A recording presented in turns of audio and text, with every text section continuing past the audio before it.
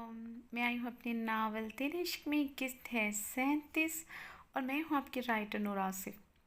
सबसे पहले हमेशा की तरह बोलूँगी कि चैनल ज़रूर सब्सक्राइब कर दीजिएगा। उसके अलावा आप मेरे बाकी दो नावल भी पढ़ सकते हैं जिनका लिंक मैं डिस्क्रिप्शन बॉक्स में डाल दूँगी, वहाँ से इजीली उन्हें पढ़ सकते हैं। और मुझे बताते रहें कि आपको एपिसोड कैसा लगा। तो जी, ये मिल रही है आपको आज के दिन की तीसरी एपिसोड, जो कि मैंने बहुत मुश्किल से बनाई है, क्योंकि मुझे इसके पार्ट्स अगर मैं इंतज़ार करती और आपको फुल एक एपी दे देती जो कि लॉन्ग होती, तो वो शायद ही आपको अभी तक मिल पाती। तो हो सकता है वो फिर एक दिन का लेट हो जाती। तो मैंने वक्फे से निकाला है टाइम। और क्योंकि आज एक घर में छोटा सा फंक्शन है, क्योंकि मेरी जो नई भाभी हैं उनकी बर्थडे है, तो उस वजह से थोड़ा सा काम नहीं हो सका। और भी बहुत सारे रीज़न हैं, तो मैंने जल्दी टाइम निकाल के जल्दी जल्दी आप लोगों के लिए वीडियो बनाई, ताकि जो लोग शिकवा करते हैं कि भाई ये एपिसोड लेट हो गया, तो उनके लिए उनको ये रहे कि नहीं, मैंने एपिसोड डाल दी है। अब मसला ये है कि कई लोग फिर भी मुझसे शिकवा करते हैं कमेंट्स में कि जी लेट एपिसोड है। तो जी मैं आपको बताती चलूँ, अगर मैंने कल एपिसोड आपको नहीं दिया तो आज आपको 3 एपिसोड मिली हैं।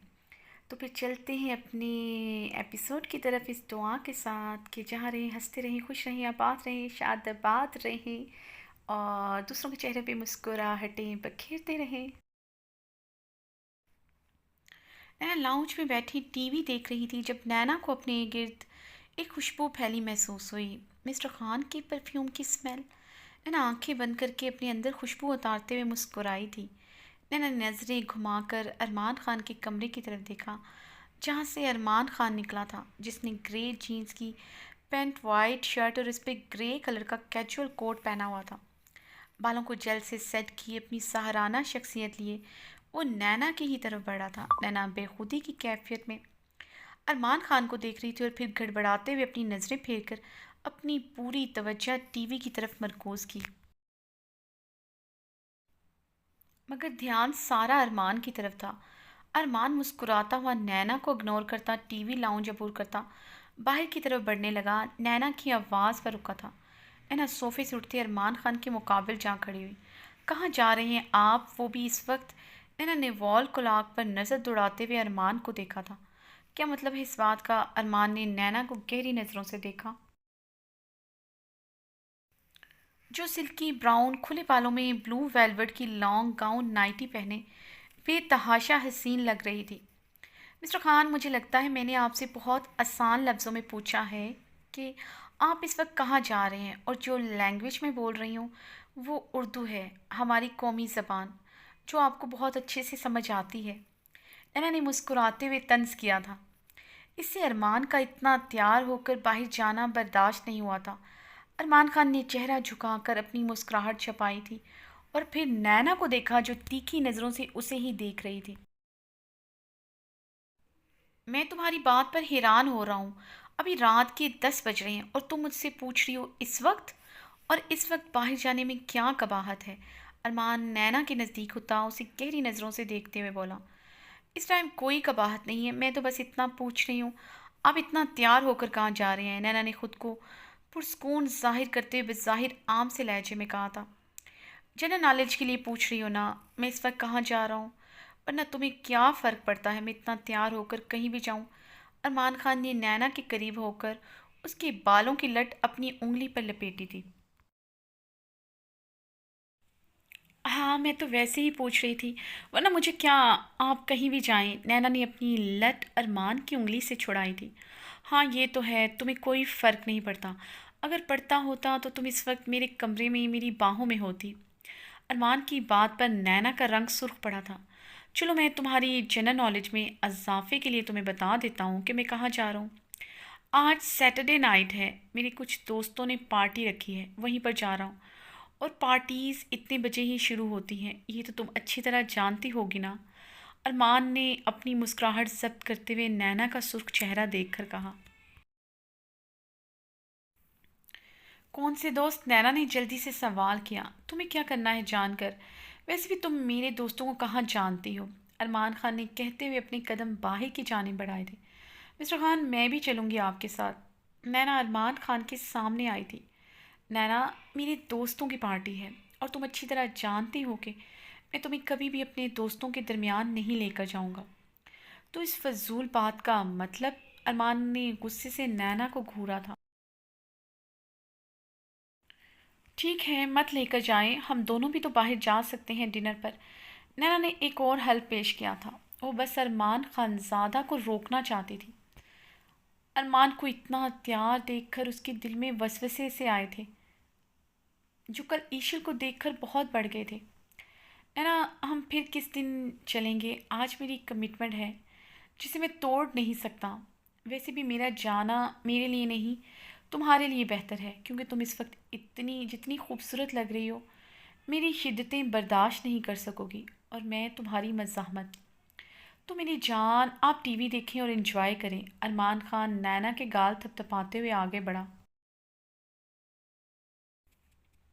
कब तक आएंगे? नैना के सवाल पर अरमान के लबों पर मुस्कुराहट दौड़ी थी। लेट हो जाऊंगा, अगर ज़्यादा लेट हो गया तो रात दोस्तों में ही रुक जाऊंगा। वैसे भी घर क्यों आओ, मेरा कौन इंतज़ार कर रहा है? अरमान ने पलटते हुए नैना को जवाब दिया और फिर दरवाज़ा खोलकर निकल गया था। नैना अरमान के जाने के बाद गुस्से से लाउंज में आई थी और गुस्से से अपने बालों को जोड़े की सूरत में लपेटा था। अगर ज़्यादा लेट हो गया तो रात दोस्तों में ही रुक जाऊंगा। नैना ने एक हाथ कमर पर रखकर और एक हाथ के इशारे से अरमान की नकल उतारी थी और रिमोट से टीवी बंद करते हुए रिमोट गुस्से से ज़मीन पर दे मारा था। क्या मतलब घर नहीं आएंगे, रात दोस्तों में रहेंगे? नैना गुस्से से सोफे पर बैठी थी और फिर कुछ सोचकर मोबाइल से एक नंबर डायल किया। अरमान बाहर आया तो सफदर गाड़ी में बैठा अरमान का इंतज़ार कर रहा था। ये तुम लोगों को क्या सूझी जो आज डिनर रख लिया? अरमान गाड़ी में बैठते हुए बोला। वो इसलिए रखा कि शादी से पहले तू किसी को मिलता ही नहीं था, काफ़ी मसरूफ़ रहता था, और अब शादी के बाद तू फ्री ही पाया जाता है, तो सब दोस्तों ने सोचा फ़ायदा उठाया जाए तेरे फ्री होने का। सफदर ने सीट बेल्ट लगाते गाड़ी स्टार्ट की थी। वैसे तेरे साथ उल्टा है, लोग शादी के बाद दोस्तों को टाइम नहीं देते, तू शादी के बाद हर जगह दोस्तों के बुलावे पर पहुंच जाता है। खैर तो है, भाभी के साथ ताल्लुकात तो अच्छे हैं, सफदर ने अरमान को देखते हुए कहा। गाड़ी चला, जले पर नमक ना छिड़क। अरमान ने गहरा सांस भरते हुए सीट के साथ टेक लगाई थी। सफदर का मोबाइल बजा था। सफदर ने हैरानी से नंबर देखा। तेरा मोबाइल ऑफ है क्या? सफदर ने अरमान से पूछा। नहीं, क्यों, क्या हुआ? अरमान खान ने हैरानगी से सफदर को देखा था। भाभी की कॉल आ रही है मेरे नंबर पर। सफदर ने स्क्रीन पर नैना का नंबर जगमगाते देखकर कहा। स्पीकर ऑन कर। अरमान ने सफदर को स्पीकर स्पीकर ऑन करने को कहा। सफदर ने कॉल अटेंड करके स्पीकर ऑन किया था। हेलो। नैना की आवाज़ स्पीकर पर उभरी थी। जी भाभी, खैरियत? आपने कॉल की? हाँ, वो मैंने पूछना था कि वो अरमान आपके साथ है। नैना की बात पर अरमान के चेहरे पर मुस्कुराहट दौड़ गई थी। सफदर ने इशारे से पूछा था कि क्या जवाब दे। अरमान ने उसे इशारे से खुद के बारे में बताने से मना किया। नहीं तो भाभी, अरमान मेरे साथ तो नहीं है, सफदर ने जवाब दिया। अच्छा, तो मिस्टर खान कह रहे थे उनकी पार्टी है उनके फ्रेंड्स के साथ। नैना की बेचैन आवाज़ स्पीकर पर उभरी थी। अरमान ने उसे इशारे से कुछ भी बताने से मना किया था। नहीं भाभी, मुझे इसके मतलब कुछ नहीं पता। सफदर के बोलने पर फ़ोन पर खामोशी छा गई थी और फ़ोन बंद हो गया था। फ़ोन बंद होने पर अरमान ने कहका लगाया था। क्या हुआ है? क्या चल रहा है? सफदर ने फ़ोन डैशबोर्ड पर रखते हुए पूछा। कुछ नहीं चल रहा, तू गाड़ी पर ध्यान दे। अरमान खान ने कहते साथ ही आंखें बंद किए तमानियत से मुस्कुराते हुए सीट से टेक लगाई थी। अरमान रात के वापस आया तो नैना लाउंज में ही सोफे की पुश्त के साथ टेक लगाए सो रही थी। अरमान ने झुककर नैना के बाल उसके चेहरे से हटाए थे और फिर उसके गाल पर अपना लम्स छोड़ा। उसके होंठों पर नज़र आकर ठहर गई। अरमान बेताबी से उसके होंठों पर अपने लब रखने ही लगा था। नैना ने आंखें खोलकर अरमान को देखा जो उसके चेहरे पर झुका था। मिस्टर खान, आप? नैना ने अरमान को पीछे किया। हाँ मैं। अरमान सुर्ख आंखों से खुद पर काबू पाता हुआ पीछे हुआ था। यहाँ क्यों सो रही हो, कमरे में जाकर सो जाओ, अरमान ये कहता वहाँ से जाने लगा। मिस्टर खान कहाँ से आ रहे हैं आप? अरमान ने उसके सवाल पर रुख पलटा था, जो बेचैन सी उसके सामने खड़ी थी। मिस्टर खान ज़्यादा से ज़्यादा तो मिसिस खान ज़्यादा पॉजेसिव है। अरमान खान सोचकर गहरा मुस्कुराया था। इस सवाल का मतलब क्यों पूछ रही हो मुझसे? मैं कहाँ गया, मैं कहाँ से आया, तुम्हें क्या फ़र्क पड़ता है? अगर तुम्हें फ़र्क पड़ता तो मैं जाता ही क्यों? अरमान नैना के करीब हुआ था। हाँ, मुझे कोई फ़र्क नहीं पड़ता मिस्टर खान, मगर आप अच्छी तरह जानते हैं हम एक रिश्ते में बंधे हैं और ये रिश्ता एक दूसरे के साथ सिंसेरिटी मांगता है। और मैं चाहती हूँ आप भी मेरे साथ उतने ही ईमानदार हों जितनी मैं ईमानदार हूँ। नैना 2 कदम पीछे हुई थी। बिल्कुल ठीक कहा तुमने, मगर इस रिश्ते के और भी तकाजे हैं। ये रिश्ता कुछ और भी मांगता है। अरमान फिर से नैना के करीब हुआ था। आप हर टाइम उसी के बारे में ही बात क्यों करते हैं? नैना ने 2 कदम पीछे लेते हुए सुर्ख चेहरे के साथ अरमान की आंखों में देखते हुए कहा। किस चीज़ के बारे में बात करता हूँ? अरमान ने उसे कमर में हाथ डालकर खुद के करीब किया था। आप जानते हैं अच्छी तरह। नैना ने नज़रें झुकाई थी। नहीं, मैं नहीं जानता, तो मुझे बताओ। अरमान ने नैना के गाल पर नरमी से अपने लब रखे और फिर नैना के गाल पर अपने दांतों से शिद्दत छोड़ी। नैना अरमान के हिसार में मछली थी। आपको मुझसे बस वही चाहिए, नैना अरमान के हिसार से निकलते हुए बोली। क्या चाहिए मुझे तुमसे? अरमान ने संजीदगी से सवाल किया। आपको मुझसे मेरा जिस्म चाहिए। आपको मुझसे मेरा जिस्म चाहिए, नैना ने गुलाबी चेहरे के साथ अरमान की आंखों में देखते हुए कहा। तुम्हारा बदन किसका है? अरमान के सवाल पर नैना सटपटाई थी। वो इससे क्या पूछना चाह रहा था वो समझ गई थी। मेरा है, नैना ने लब काटते हुए कहा। तो तुमने मेरे सवाल का जवाब खुद ही दे दिया। जब तुम मेरी हो और तुम्हारा जिस्म भी मेरा ही हुआ ना, तो फिर मुझे तुम्हारी ही चाहत हुई ना। तुम्हें ये क्यों लगता है कि फिर मुझे सिर्फ तुमसे तुम्हारे जिस्म की ही ख्वाहिश है? अगर एक मर्द औरत के साथ एक छत के नीचे उसकी जिस्म की ख्वाहिश किए बिना ही रह सके, तो तब भी तुम औरतों को ही प्रॉब्लम होगी। मर्द की मोहब्बत को शक की निगाह से देखोगी कि वो तुम्हारे पास नहीं आया तो फिर किसके पास गया है।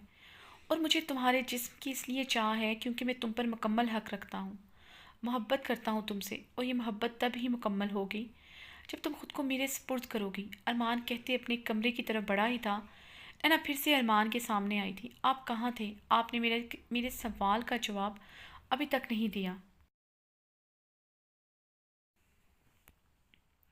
पहले तुम बताओ, तुम इतनी क्यों बेचैन हो ये जानने के लिए कि मैं कहाँ था और पूरी रात मेरा बाहर वेट क्यों किया? इकरार करो अपनी मोहब्बत का और ख़ुद को मेरी सुपुर्दगी में दो, तो तुम्हें तुम्हारे सवाल का जवाब भी दे दूँगा। नैना ने अरमान की बात पर नज़रें चुराई थी। अरमान की शिद्दतें याद करके उसका दिल लरसा था। वो कैसे ख़ुद को अरमान खानज़ादा की शिद्दतों के हवाले कर सकती है? नैना ने अपना लब काटते हुए सोचा। उसे अरमान का शिद्दत से उसके होंठों पर तसल्लुत जमाना याद आया था। उसकी बेबाक गुस्ताखियाँ याद आई थी। उसके दिल की धड़कन तेज़ हुई थी।